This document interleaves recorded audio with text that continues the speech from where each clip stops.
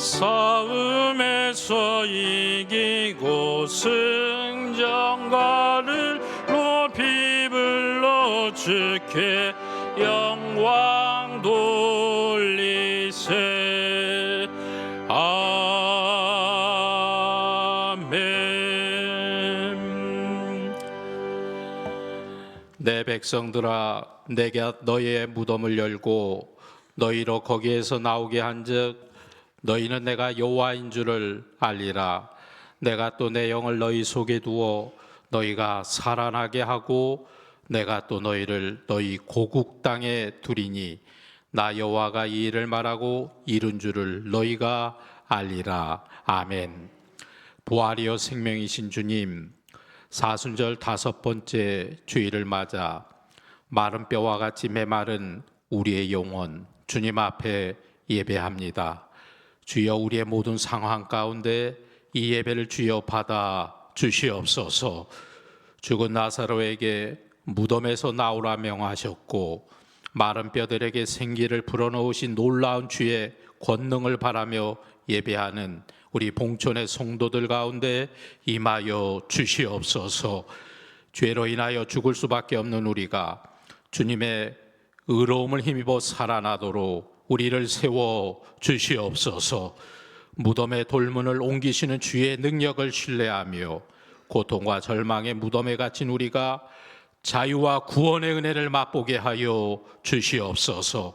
그리스도의 영 안에 거하는 자로서 육신에 속하지 않으며 주의 말씀 즐거이 순종하며 생명과 평안을 누리는 주의 거룩한 백성 되도록 인도하여 주시옵소서. 예수님의 이름으로 기원하옵나이다. 아멘.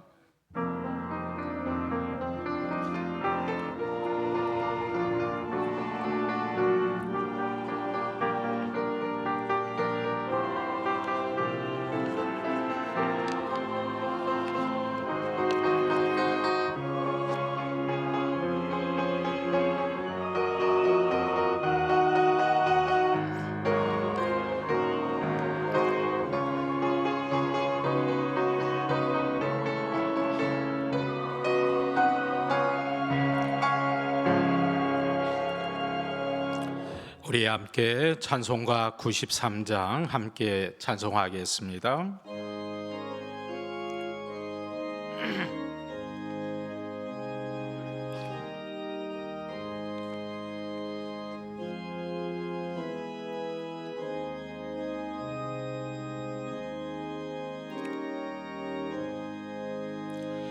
예수는 나의 힘이요 내 생명 되시니 구주 예수 떠나 살면 죄 중에 빠지리. 눈물이 앞을 가리고 내 맘에 근심 쌓일 때 위로하고 힘주시리 주 예수. 예수는 나의 힘이요 내 친구 되시니 그 은혜를 간구하면 풍성히 받으리. 햇빛과 비를 주시니 주수할 곡식만보다 귀한 열매 주시는 주 예수. 예수는 나의 힘이요 내 기쁨 되시니 그 명령을 준행하여 늘 충성하겠네. 주야로 보호하시며 바른 길 가게 하시니 의지하고 돌아가리 주 예수.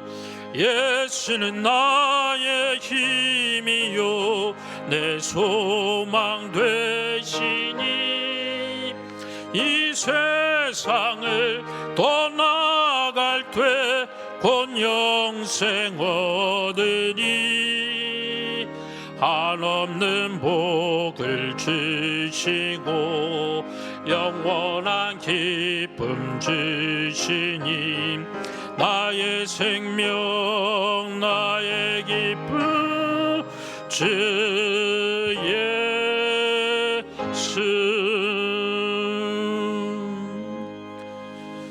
교동문 128번 사순절 5번째 교동문을 교독하겠습니다. 나의 영혼이 잠잠히 하나님만 바라미요 나의 구원이 그에게서 나오는도다.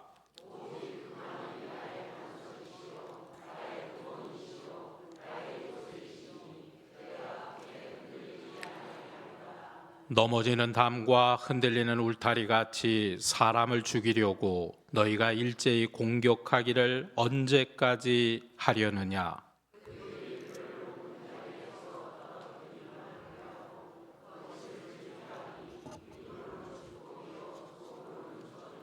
나의 영혼아 잠잠히 하나님만 바라라. 무릇 나의 소망이 그로부터 나오는도다.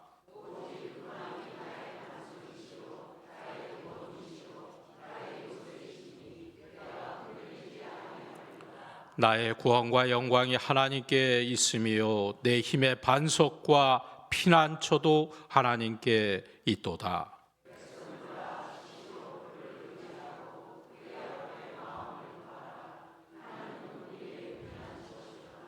아멘. 우리 함께 사도신경으로 신앙을 고백합니다.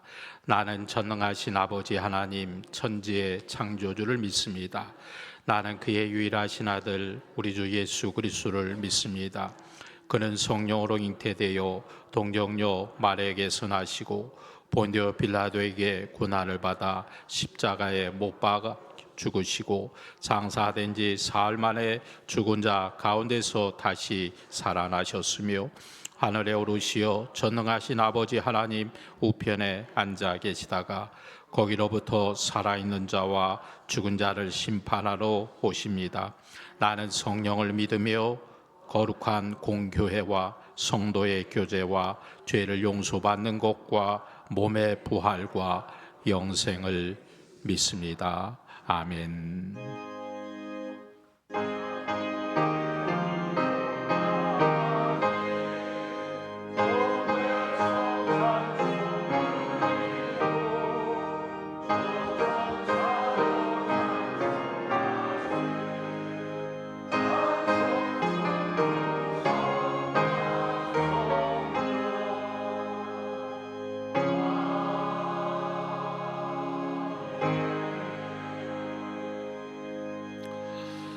모두 자리에 앉겠습니다. 이 시간 예배를 위하여 김동은 장로님께서 기도하십니다.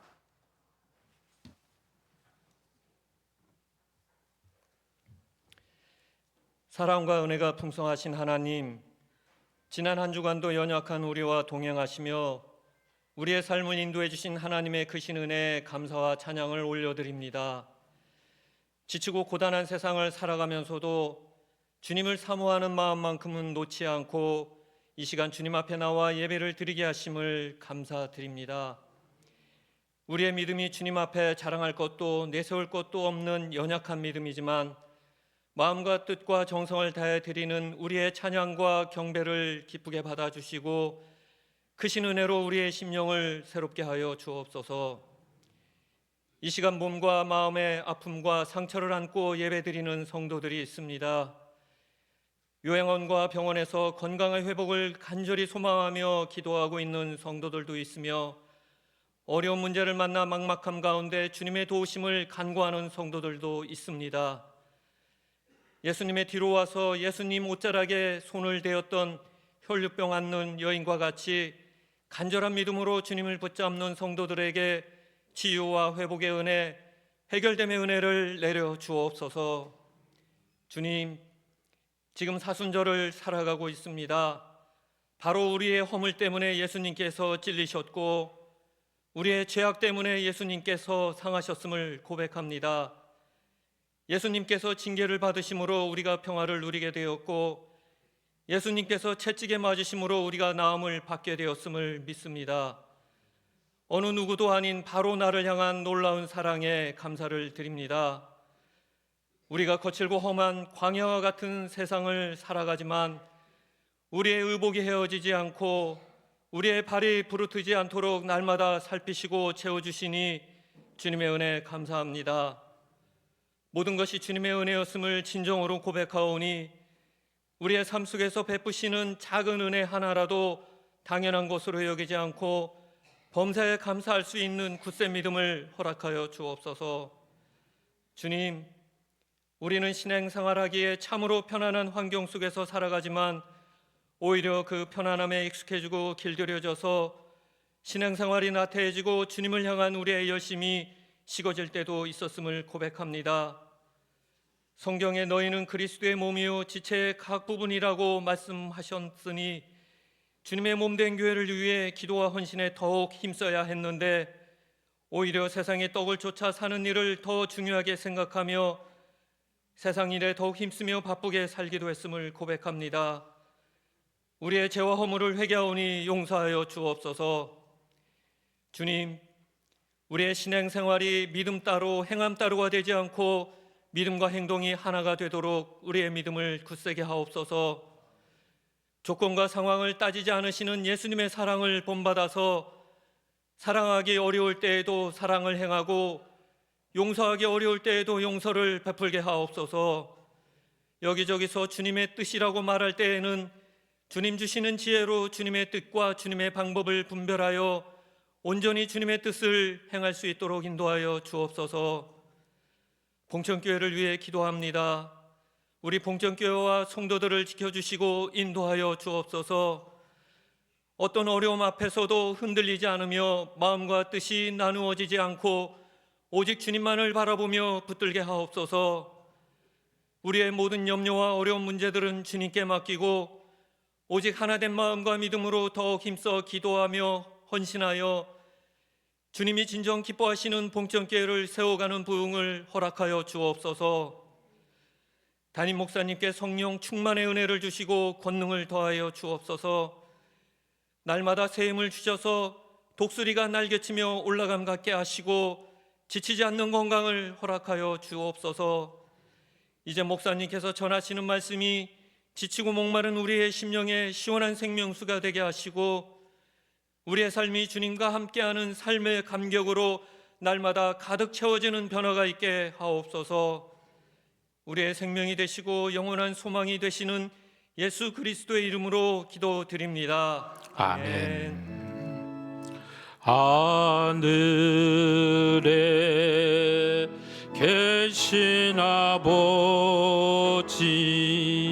이름 거룩하사 주님 나라 임하시고 뜻이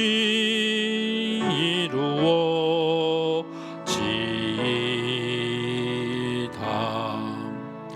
일용할 양식 주시고 우리들의 큰 죄 다 용서하옵시며 또 시험에 들게 마시고 악에서 구원하소서. 되게 주의 나라 주의 권세 주의 영광 영원히 아멘.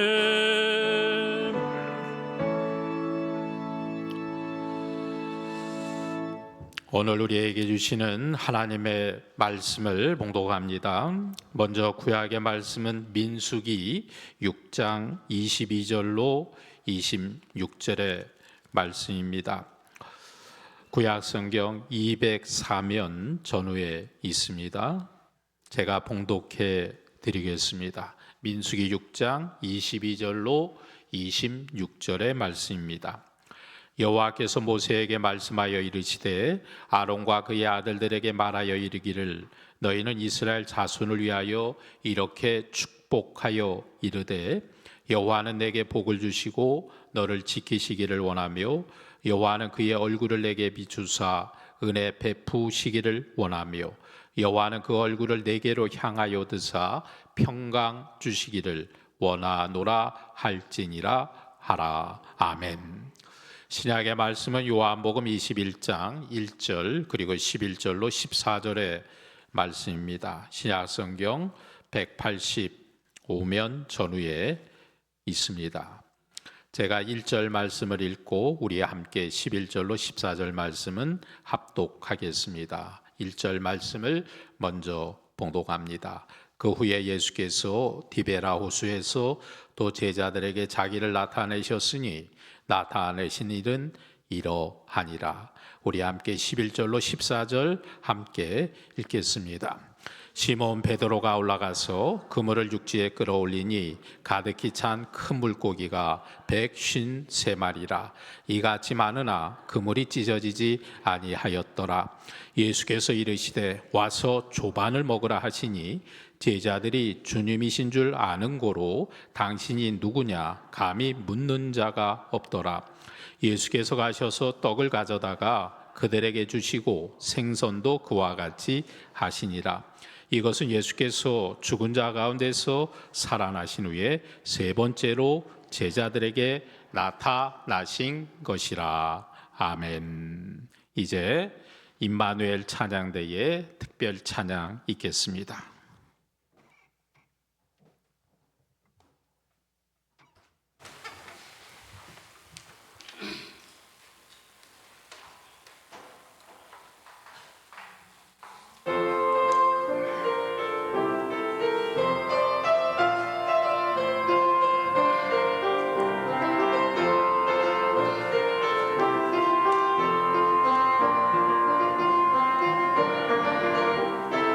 오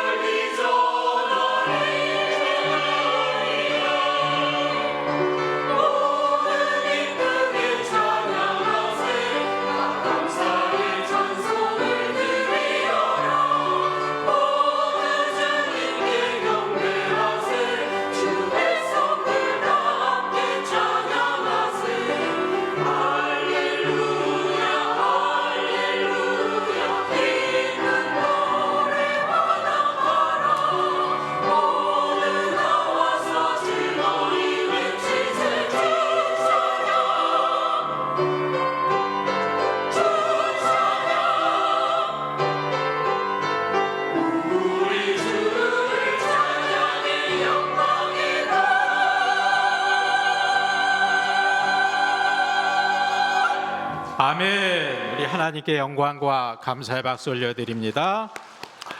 은혜의 찬양 감사합니다. 이제 우리가 하나님 앞에 나왔습니다. 우리 모두 하나님의 말씀을 가슴에 품고 우리 함께 기도하겠습니다. 우리 함께 기도하면서 하나님 앞에 나아가겠습니다. 우리와 동행하시는 하나님, 우리가 주의 말씀을 붙들겠습니다. 다시 복음으로 내 영을 일으켜 살려 주옵소서. 복음의 능력이 내 삶을 바꾸고 영육 간의 강건한 성도의 믿음으로 행복한 가정의 축복으로 평안하고 든든한 교회로 세워지고 믿음으로 형통하는 성도들이 되어 세상을 변화시키는 역사가 나타나게 하옵소서. 주여, 우리와 동행하여 주옵소서. 예수님의 이름으로 기도합니다. 아멘. 우리 찬양으로 고백하겠습니다.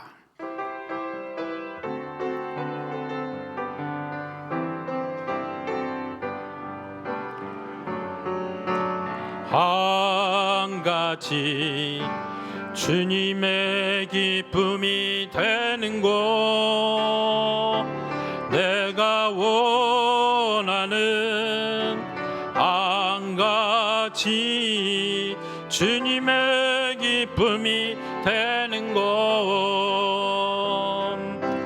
나 주님의 기쁨 되기 원하네. 내 마음을 새롭게 하소서. 새 부대가 되게 하여 주사. 주님의 빛 비추게 하소서. 내가 원하는 한 가지 주님의 기쁨이 되는 곳, 내가 원하는 한 가지 주님의 기쁨이 되는 곳. 우리 옆 사람에게 이렇게 인사하겠습니다. 하나님의 기쁨이 되시기 바랍니다 하며 인사합시다. 하나님의 기쁨이 되시기를 바랍니다. 오늘 이 아침도 하나님 말씀으로 새로운 은혜가 여러분 모두에게 임하게 되시기를 축복합니다. 우리가 하나님 자녀가 된 이후에 가장 많이 듣게 되는 말씀은 두려워하지 말라는 말씀입니다. 여러분도 이 말씀을 많이 듣고 또 마음에 새기며 믿음 생활하는 줄로 믿습니다. 두려워하지 말라는 말씀은 하나님께서 나타나시면서 우리에게 찾아오시면서 하시는 전형적인 말씀입니다. 한 개인이 고난이나 절망적 환경에 처해 있을 때 때로 어떤 공동체가 아니 한 나라가 국가적인 전쟁에서 약세를 면치 못하고 깊은 패배감에 사로잡혀 있을 때 하나님은 그들을 위하여 대신 싸우는 전사로, 든든히 돕는 자로, 길을 내시는 지혜자로 나타나십니다. 끝까지 내가 너와 함께 하겠다 약속하고 연대감을 나타내심에 나니 두려워 말라. 나는 너를 돕는 자다. 내가 너와 함께 있으리라 말씀하십니다. 여러분도 이 말씀을 꼭 믿고 하나님을 의지하는 여러분이 되시기를 주의 이름으로 축원합니다. 약속에 신실하신 하나님은 반드시 찾아오십니다. 때로 우리가 사방으로 우겨쌈을 당하고 가진 능력이 바닥이 났다 해도 내 인생의 도움이 어디서 올까 깊은 근심 중이어도 반드시 찾아오시는 분은 우리 이스라엘의 거룩한 분 여호와 하나님이신 줄로 믿습니다. 하나님의 찾아오심은 죽음의 문을 부수고 무덤의 문을 여시고 생명의 세상을 여는 인간 역사의 시작입니다. 요셉이 임종할 때 그 유언을 기억하십니까? 평생 애굽살이 하였던 그 요셉이 이방 땅 애굽에서 눈을 감으면서 마지막 희망을 하나님의 찾아오심에 두었습니다. 그의 유언의 기도를 보십시오. 나는 죽을 것이나 하나님은 당신들을 돌보시고, 다른 성경에 보면 이 부분을 반드시 찾아오시고라고 기록합니다.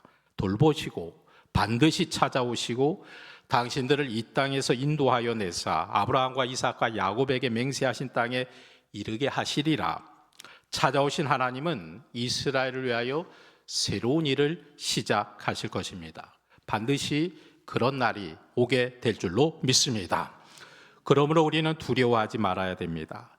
죽을 힘을 다해 노젓는 이력편주의 작은 배를 집채만한 큰 파도가 삼키려 할지라도 두려워하지 말아야 합니다. 두려움 없이 담대하게 노를 저어갑시다.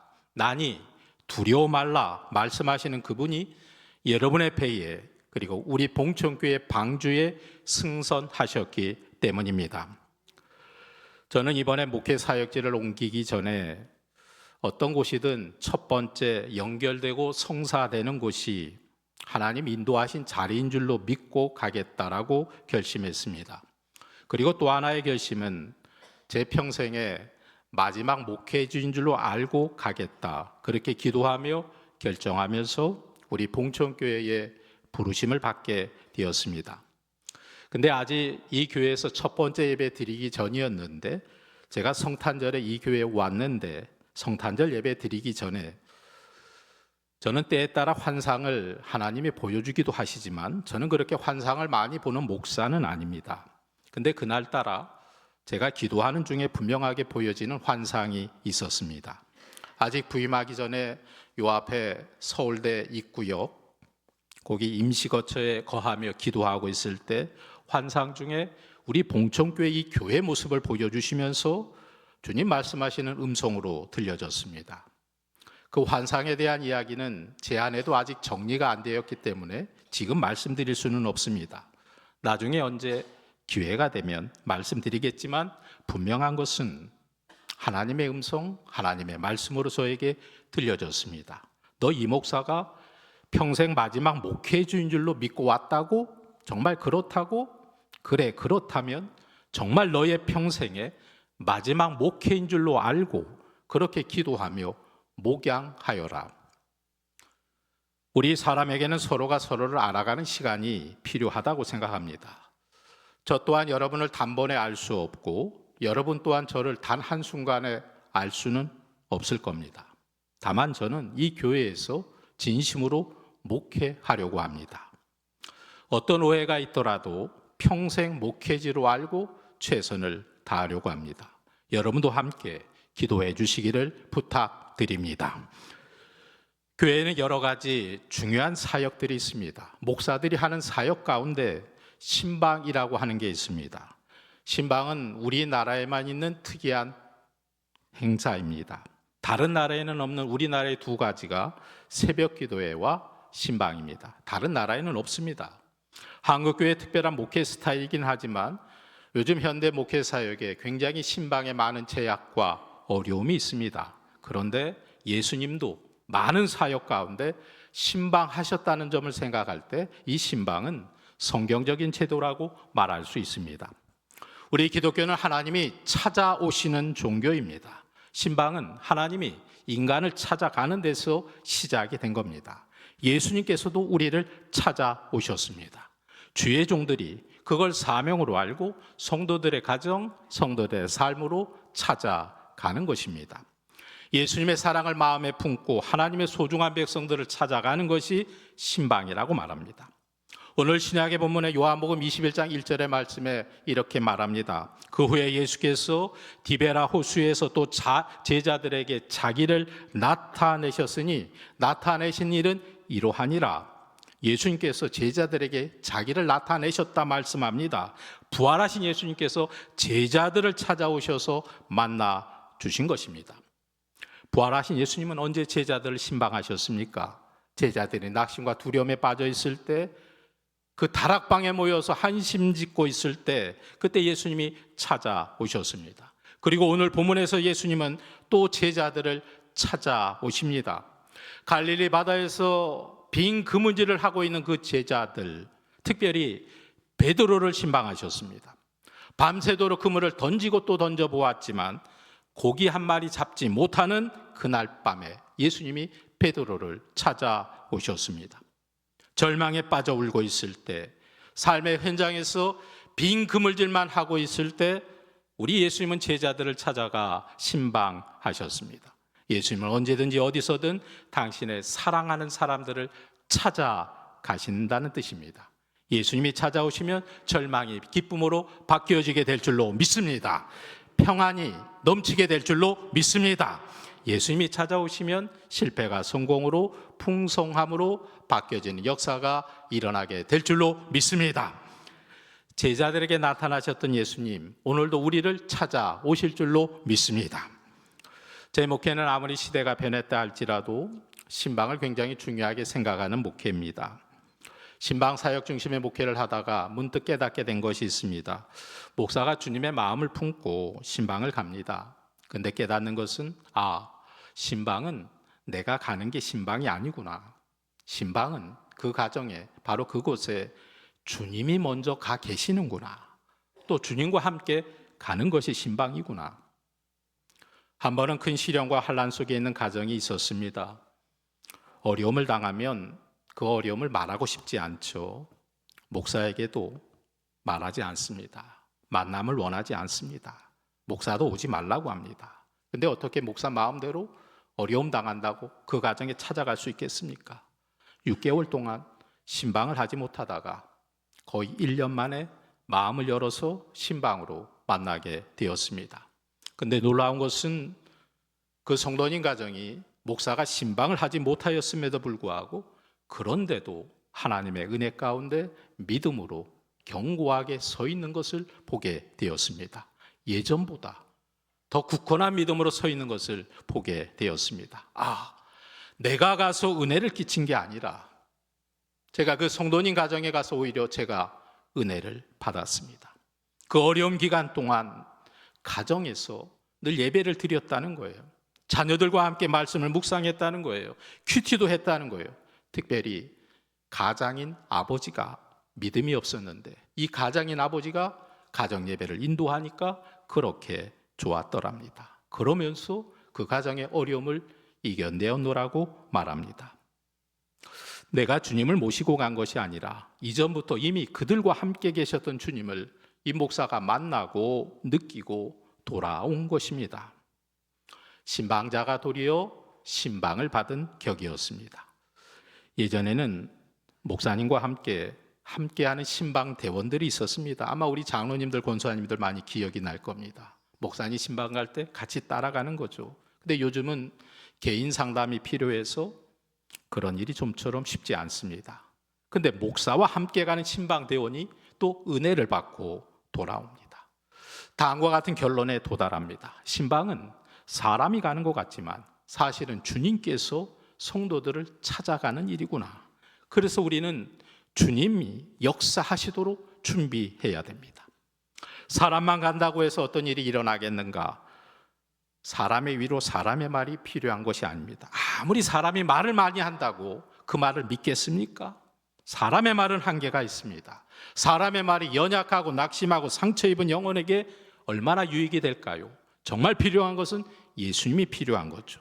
예수님의 위로와 주의 말씀과 소망과 축복이 상처 입은 심령에게 필요한 줄로 믿습니다. 오늘날도 주님이 함께 하시는 신방이 될 때 주의 역사가 일어나게 될 줄로 믿습니다. 신방이 꼭 필요한 몇 가지 이유 가운데 많은 이야기를 합니다. 성도 개개인의 영육간의 상태를 파악하고 믿음으로 권면하고 영적인 성장을 도울 수 있다. 목회학에서도 그렇게 배웠어요. 근데 이러저러한 이유도 있겠지만 저는 두 가지 신방이 이런 측면에서 꼭 필요하다고 생각합니다. 첫째로 신방은 그 가정의 각 개인의 구체적인 기도 제목을 함께 기도할 수 있습니다. 신방을 통해서 알지 못했던 사연도 듣게 되고 신방을 통해서 그 가정의 구체적인 기도도 나오게 됩니다. 목자가 하는 일이 뭘까요? 양을 위하여 기도하는 일입니다. 그 가정을 섬기는 일은 곧 기도하면서 구체적으로 그 기도의 제목을 하나님께 아뢰는 겁니다. 그 가정도 기도하겠지만 목사도 함께 기도하는 거죠. 두 번째로 신방의 유익은 닥쳐오는 유혹과 시험적인 요소를 미리 예방할 수 있습니다. 대체적으로 목사들이 안타까운 것은 시험을 당하고 어려움을 겪어서 믿음이 쓰러지고 난 뒤에 신방하면 참 마음이 아픕니다. 얼마든지 그 문제를 해결할 수 있었는데 시험과 연단에 대한 아무런 준비 없이 갑자기 어려움과 환난을 당한다면, 그러면서 안절부절하면서 신앙적으로 힘들어하는 것이 요즘 현대인들의 신앙의 패턴입니다. 바로 이런 것을 사전에 신방을 통해서 예방하고 준비할 수 있다는 겁니다. 내 눈으로는 보지 못하지만은 주의 종의 눈으로 알 수 있는 일도 있습니다. 아울러 그것에 대한 성경적인 권면도 할 수 있습니다. 예수님이 제자들을 신방하신 목적이 무엇일까요? 왜 예수님이 제자들을 그렇게 찾아가셨어야 할까요? 아직도, 아니 끝까지 그 제자들을 사랑하셨기 때문입니다. 요한복음 14장 18절에 말합니다. 우리 한번 읽어보겠습니다. 내가 너희를 고아와 같이 버려두지 아니하고 너희에게로 오리라. 이렇게 약속하셨기 때문에 파도 소리만 출렁출렁 들려오는 그 갈릴리 한가운데 바다 가운데 고아들처럼 버려둘 수 없어서 찾아오신 것입니다. 외로운 제자들, 절망으로 예수를 떠난 제자들, 그냥 버려둘 수 없어서 찾아오셨습니다. 혹시나 망망한 바다에서 흔들리는 배 한 척처럼 아슬아슬한 삶을 사는 분이 계십니까? 아무도 나를 도와줄 일이 없어 외로워하는 분들, 안심하십시오. 바로 그곳에 주님이 찾아가 주실 줄로 믿습니다. 왜 찾아오셨을까요? 축복하시기 위하여 찾아오십니다. 오늘 구약의 말씀은 제사장의 축복에 대한 말씀입니다. 민수기 6장에 말하죠. 여호와는 너에게 복을 주시고 너를 지키시기를 원하며 여호와는 그 얼굴을 내게로 향하여 드사 평강 주시기를 원하노라. 주님께서는 사랑하는 사람들이 실패한 채로 넘어져 있는 것을 참아 볼 수 없어서 그 자리에 찾아가십니다. 빈금을 들고 살아가는 사람들의 모습을 안타까이 바라보시며 그런 모습이 되지 않도록 찾아가십니다. 그 빈그물을 채워주시기 위하여 오셨습니다. 여러분을 찾아오신 예수님을 통해 은혜의 빈그물이 채워지고 텅 빈 마음이 하나님의 말씀으로 채워지고 실패했던 인생의 빈그물이 하나님 앞에 아름답게 채워지는 복이 넘치게 되시기를 주의 이름으로 축원합니다. 예수님이 찾아오셔서 베드로에게 하신 말씀에 한번 귀를 기울여 보십시오.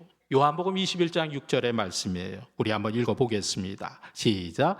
그물을 배 오른편에 던지라. 그리하면 잡으리라 하시니 이에 던졌더니 물고기가 많아 그물을 들 수 없더라. 자, 여기에서 오른편이 어디일까요? 오른편이 무엇일까요? 우선 시간적으로 다시 한 번 더 그물을 던져보라는 뜻입니다. 공간적으로 고기가 있는 곳을 찾아서 한번 그물을 던져보라. 정신적으로 보면 한번 내 말에, 나 주의 말에, 예수의 말에 순종하라. 한 번 더 던져보라. 여러분, 성경에서 오른편은 대단히 상징적인 의미가 있습니다. 성경의 모든 곳에서 오른편은 구원의 자리, 하나님 편을 말합니다. 근데 왼편은 세상 편을 말합니다. 그러므로 오른편에 던지라는 말은 곧 하나님께로 돌아오라는 거예요. 하나님께로 방향을 전환하라는 거예요. 너의 인생의 위기가 있을 때 절망하고 좌절하고 낭망할 일이 아니다. 하나님을 향하여 불평할 일이 아니다. 하나님께로 돌아와야 될 시간이다. 오른편으로 돌아오라 말씀합니다. 우리의 영육이 지쳐 있습니까? 때로 인생 살기가 힘이 듭니까? 세상살이 하는 일마다 풀리는 일이 없습니까? 아니, 내 힘대로, 내 뜻대로, 내 지혜대로, 내 재주대로 살아보려 하다가 발버둥 치는 인생이 아닙니까? 그 자리는 왼편입니다. 왼편은 망하는 길이고 빈금을 들고 실패하는 길이니 이 오른편으로 돌아오라 말씀합니다. 지금 만나고 있는 고난의 자리를 오른편으로 돌이키는 그런 은혜의 역사가 일어나게 되시기를 주의 이름으로 축원합니다. 어떤 업체에서 마음의 온도, 우리 사람의 이 마음의 온도를 재는 흥미로운 설문조사를 했다고 합니다. 마음의 온도를 잰다면 어떠할까? 세대별로 200명씩 총 1000명을 대상으로 조사한 결과에 따르면 우리나라 사람의 마음의 평균 온도는 여러분 영하 14도라고 합니다. 영상 14도도 아니고 영하 14도. 한겨울 추운 온도예요. 특별히 취업이 불확실하다는 대학교 4학년들의 마음의 온도가 무려 영하 24.2도로 가장 낮게 나왔다고 합니다. 그 결과를 보면서 많은 사람들이 마음 아파했습니다. 제가 다니던 학교 시절은 고등학교 입시에 찌들어서 공부하다가 스트레스 받다가 대학만 가면 사는 것 같아서 일단 대학 들어가고 나면 그냥 놀고 즐기느라고 정신없이 보냈습니다. 요 앞에 서울대 입구역에 제가 깜짝 놀랐습니다. 어떻게 그렇게 사람이 많은가? 수많은 인파, 특별히 젊은이들이 굉장히 많습니다. 무슨 버스를 기다리는지 그 줄이 끝없이 이어지는 행렬을 보면서 야, 여기는 정말 젊은이들이 많구나. 근데요, 그 얼굴을 보니까 하나같이 밝은 얼굴이 없어요. 다 핸드폰을 보고 뭔가를 하는데 다 모두가 고민스러운 얼굴, 때로는 불안한 얼굴, 근심의 얼굴. 요즘에는 입시로 고생하는 고등학생들의 마음도 영하 16.6도라고 합니다. 대학생들보다는 조금 높죠. 대학생들은 취업이 안 되는 문제 때문에 젊은이들의 마음고생이 크다고 합니다. 그렇다면 직장을 얻은 사람들의 마음의 온도는 조금 올라갔는가? 설문에 의하면 20, 30대 직장인들의 마음의 온도는 또한 역시 영하 13.8도라고 합니다. 이전 그룹과 비교해 볼 때 조금 온도가 올라가기는 했지만 여전히 영하권입니다. 그리고 기성세대라고 할 수 있는 50대 직장인들의 마음의 온도는 영하 13.5도입니다. 취업이 안 되어도 영하고 직장을 다녀도 영하라니 모두가 참 힘들게 살아가는 세상이라는 생각이 들었습니다. 그 중에도 제일 마음이 아팠던 것은 앞으로 어떻게 될 것인가? 그 질문에 무려 80%가 앞으로 마음의 온도는 더 낮아질 것이다. 이 고비를 잘 넘기면 따뜻한 봄이 온다라든가 겨울을 잘 이겨내면 꽃피는 시절이 온다든가 그런 희망을 갖고 살아도 겨울을 이겨내기가 어려울 법인데 앞으로 더 추워질 것이라고 생각하며 산다는 것은 얼마나 마음 아픈 일이겠는가. 그만큼 마음의 낙심과 절망이 많은 시대라는 겁니다. 이 설문 결과를 보면서 저는 익숙한 절망, 불편한 희망이라는 책 하나가 떠올랐습니다. 이 책은 영국의 경제 잡지 이코노미스트의 서울 특파원으로 생활했던 다니엘 튜더라는 사람이 쓴 책입니다. 익숙한 절망, 불편한 희망. 정말 제목부터 굉장히 도발적입니다. 그 책의 저자는 이렇게 말합니다. 나는 한국인보다 한국을 더 잘 압니다. 그리고 한국에 대해서 제 나름대로 식견으로 분석해 보니까 한국은 조금 이상하다는 거예요. 특별히 그가 느끼는 것은 한국 사회와 한국 사람들이 엄청난 피로감과 무기력감에 사로잡혀 있는 것이 그 외국 사람 눈에 보이더랍니다. 그 책에 소개한 내용 가운데 이런 글이 있었습니다. 절망도 익숙해지면 몸의 일부가 된다. 기다려도 오지 않는 희망은 불편하다. 희망 고문을 당하느니 차라리 편안한 절망을 택하는 편이 나을지도 모르겠다. 그런데 다니엘 튜더는 이렇게 말합니다. 기다려도 오지 않는 희망이라면 기다리기만 하지 말고 우리가 직접 오게 할 수 있지는 않겠는가? 기다려도 오지 않는다면 우리가 그것을 직접 오게 할 수 있지 않겠는가? 이 한마디 충고가 많은 사람들에게 해당되는 말이죠. 그 사람 말처럼 기다려도 오지 않는 희망이라면 기다리기만 할 게 아니라 내가 직접 그 희망을 오게 할 수 있지 않겠는가? 바로 그건 하나님께로 돌아가는 길이다. 하나님의 편, 오른편으로 우리가 나아가는 길이다. 우리가 희망이 오게 하는 길, 그건 바로 우리가 하나님께로 나아가는 믿음의 길, 그 믿음으로 승리하기를 주의 이름으로 축원합니다. 근데 하나님이 우리에게 주시는 축복은 여기 지금 이 순간에 머물지 않습니다. 우리 한번 요한복음 21장 11절의 말씀을 함께 읽겠습니다. 시작. 153마리라 이같이 많으나 그물이 찢어지지 아니하였더라. 아멘. 여러분 진짜 축복이 뭔지 말씀합니다. 그물이 찢어지지 않는 게 축복이에요. 예수님이 주시는 축복은 그물이 찢어지지 않습니다. 할렐루야. 진짜 복은 그물이 찢어지지 않는 겁니다. 기껏 얻어봤자 내 그물이 찢어져서 새어나가면 뭐 하겠습니까? 기껏 받아놨는데 손실이 나면 허당입니다. 세상의 복은 걸핏하면 잘 찢어집니다. 그물이 찢어져 불행해진 사람들이 얼마나 많습니까? 사업에 큰 축복을 받고 건강에 그물이 찢겨진 사람, 행복한 결혼을 하는 듯 했지만 사랑과 가정에 그물이 찢어져 슬피 우는 사람, 세상적으로 성공하는가 싶더니 인격과 행복의 그늘이 찢어지고 만 사람들이 얼마나 많이 있습니까? 출세했다는 소리는 들었지만 믿음이 찢겨진 어리석은 인생들이 얼마나 많습니까? 그러나 오른편에 던진 그물, 주님께 순종한 그물, 하나님 말씀대로 산 그물, 믿음대로 산 그물, 그 그물은 찢어지지 않습니다. 사랑하는 여러분, 여러분을 찾아가시는 그 주님을 개개인의 심령마다, 가정마다 예수님을 영접하고 한없는 은혜와 복을 누리게 되시기를 주의 이름으로 축원합니다. 또한 그 가정마다, 각 심령마다 주님이 친히 찾아가 주셔서 지금까지 경험해 보지 못했던 큰 사랑과 인도하심의 은혜가 여러분 모두에게 흘러 넘치게 되시기를 주님의 이름으로 간절히 축원합니다. 우리 함께 찬양하겠습니다.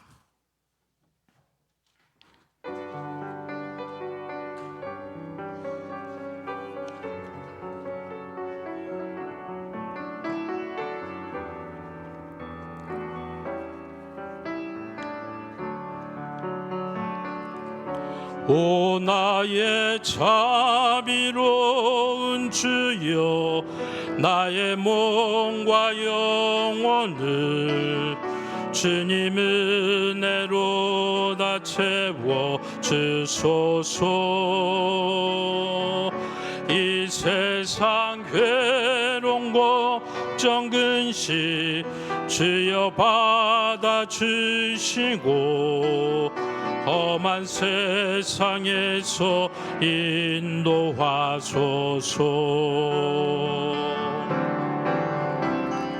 예수 오 예수 지금 오셔서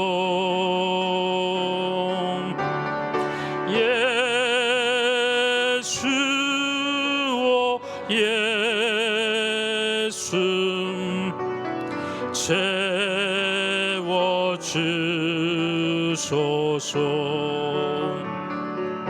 모여라 주께 찬양하라 나의 귀한 지. 우리 자리에서 일어나 봉헌하겠습니다.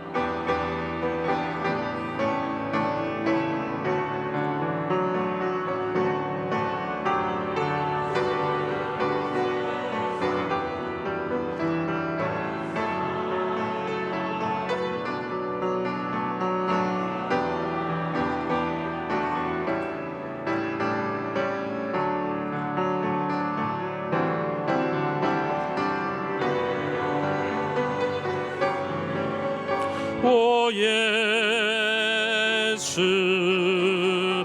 지금 오셔서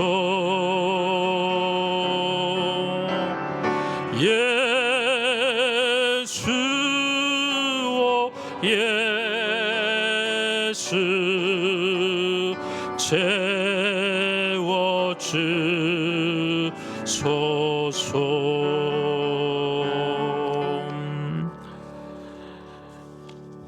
기도하겠습니다.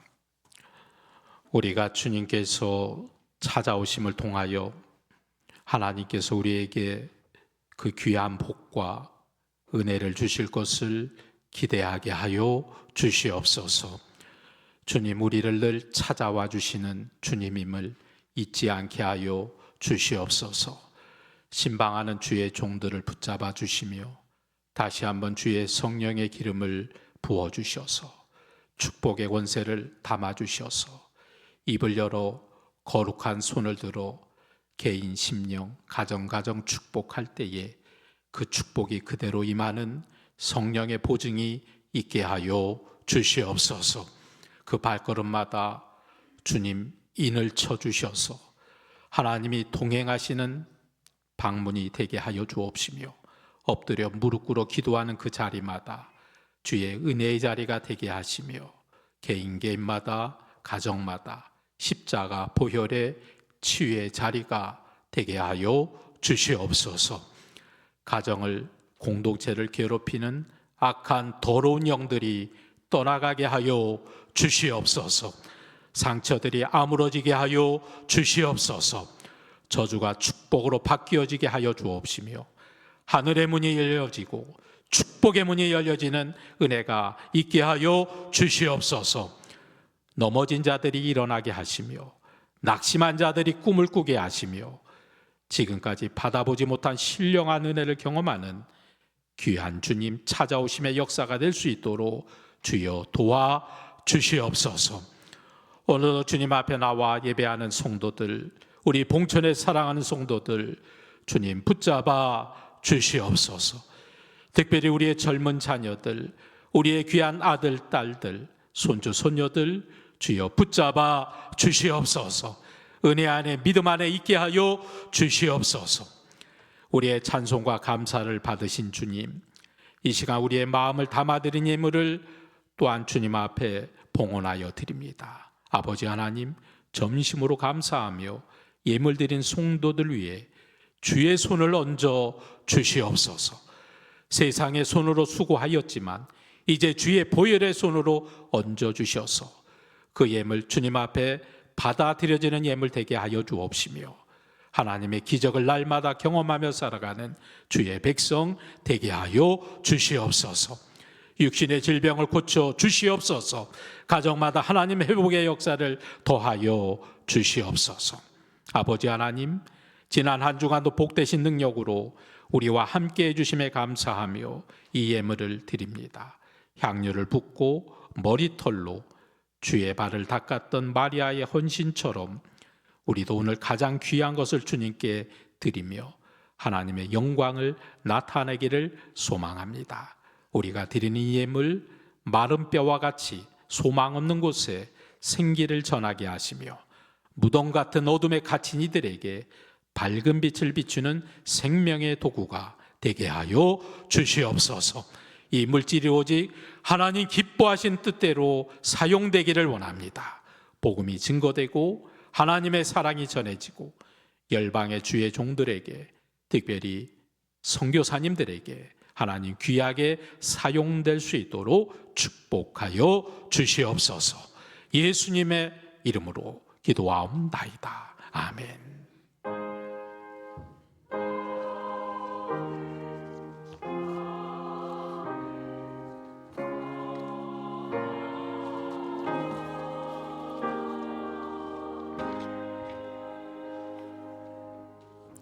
모두 자리에 앉겠습니다. 이제 교회 소식을 전하겠습니다. 특별히 교회 소식이 여러 가지 많이 있습니다. 잘 유념하시고 또 협력해 주시기 바랍니다. 이제 사순절이 거의 끝나가는 시점에 이르렀고 이제 부활절이 다가오게 됩니다. 사순절 특별 새벽기도회가 계속되고 있습니다. 우리 교회에서도 또한 인터넷 예배로도 계속되고 있습니다. 사순절 특별 새벽기도회에 열심으로 참여하시기 바랍니다. 이제 고난주간이 3월 30일 월요일부터 4월 4일 토요일까지 고난주간입니다. 특별히 고난주간은 주님의 십자가 달리심을 우리가 마음 깊이 새기고 특별히 주의 고난과 함께할 수 있는 은혜의 기회가 될 수 있도록 우리 고난주간을 주의 은혜로 잘 보내시기를 바랍니다. 고난주간에 이어서 부활주일은 4월 5일이 되겠습니다. 주님 다시 살아나신 부활주일 예배를 2번 드립니다. 1부 예배와 2부 예배로 드리는데 1부 예배는 종전처럼 8시 30분에 성만찬 예식으로 예배를 드립니다. 또한 2부 예배는 11시에 온 세대가 통합 예배로 특별히 찬양대에서 준비한 부활 칸타타가 있고 또한 세례 예식, 입교 예식, 성만찬 예식으로 부활절 2부 예배가 진행이 되겠습니다. 그리고 예전에는 없었지만 부활절에는 주님 다시 살아나신 주일이기 때문에 귀한 날이기 때문에 부활절 새벽 기도회로 모이겠습니다. 부활절 새벽 기도회 부활주일 4월 5일 주일에 새벽 5시에 촛불 예배로 부활절 새벽 기도회로 드리도록 하겠습니다. 총여성교회 주관의 기도원 영성 집회가 4월 16일 목요일에 있게 되겠습니다. 오살리 기도원으로 가게 됩니다. 어느 누구나 모든 분들이 함께 할 수 있습니다. 많은 분들이 함께 할 수 있는 은혜의 교회가 될 수 있기 원합니다. 또한 총여성교회 주관의 교회 창립 60주년을 기념하는 비전교회 선교 후원의 바자 행사가 4월 19일 주일 우리 교회 주차장과 식당에서 있게 되겠습니다. 우리 성도님 가정에서 사용하지 않는 옷과 신발과 생활용품을 기증해 주시면 이 나눔이 곧 선교의 아름다운 열매로 사용됩니다. 우리 여성교회 바자회를 위해서도 함께 협력하시고 기도해 주시기 바랍니다. 담임 목사 부임 신방이 계속되고 있습니다. 신방 일정은 사모와 협의하여 함께 진행해 주시기 바랍니다. 부활절에 세례와 입교를 받으시기 원하시는 분들은 미리 목회실에 신청해 주셔서 교육을 받으시고 또 세례와 입교를 받을 수 있도록 협력해 주시기 바랍니다. 4월의 금요 기도회는 4월 17일 금요일 오후 8시 30분에 금요 기도회로 모이도록 하겠습니다. 그리고 선교예배 헌신 예배를 주일 오후 예배 시간을 통해서 이제 4월부터 선교예배 헌신 예배로 드리도록 하겠습니다. 우리 각 선교회와 일정을 협의해서 4월부터는 주일 오후 예배를 선교회 헌신 예배로 드리도록 하겠습니다. 다른 광고들은 주보를 참조하시기 바랍니다.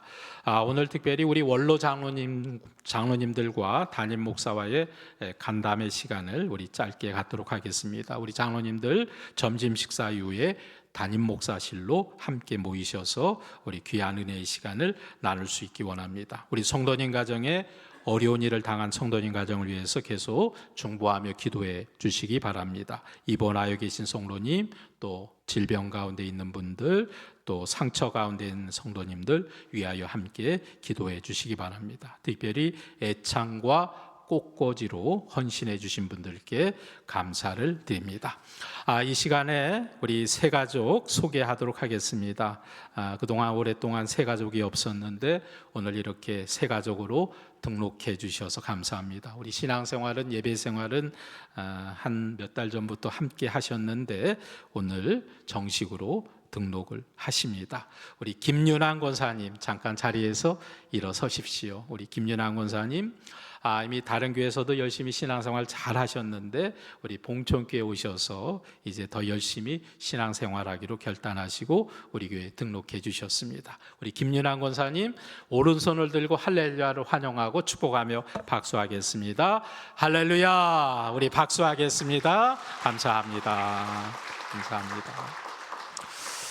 또한 귀한 손님이 한 분 계십니다. 제 친구 목사인데요. 우리 감리회 본부의 행정기획실에 총회 행정부장으로 지금 계시는 기관에 파송되어서 일하고 계시는 이홍규 목사님, 또 사모님 김경선 사모님 오늘 저희 교회 예배에 함께 참여해 주셨습니다. 우리 이홍규 목사님, 김경선 사모님 환영합니다. 우리 축복하며 박수하겠습니다. 감사합니다. 자, 이제 우리 모두 자리에서 일어나서 함께 찬양하겠습니다.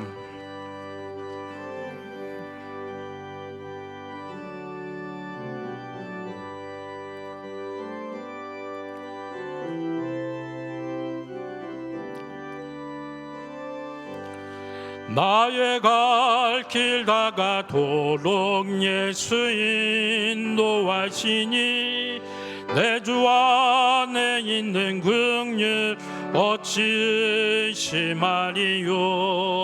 믿음으로 사는 자는 하늘 위로 받겠네. 무슨 일을 만나든지 만사 형통하리라.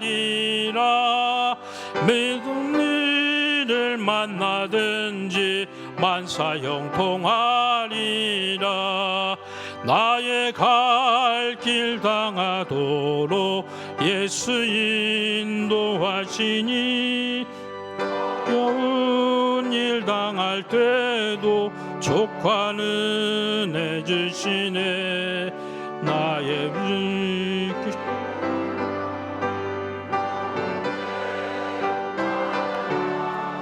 나의 앞에 반석에서 샘물 나게 하시네. 나의 앞에 반석에서 샘물 나게 하시네. 나의 갈 길 나가도록 예수 인도하시니 그의 사랑 어찌 큰지 말로 할 수 없도다. 성령 감화 받은 영혼 하늘나라 갈 때에 영영 부를 나의 찬소 예수 인도하셨네.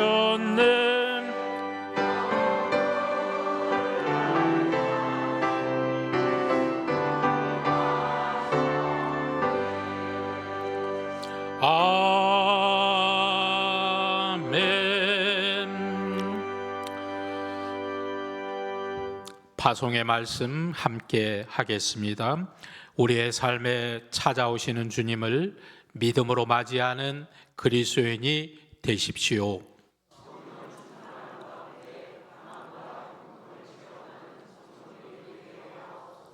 아멘.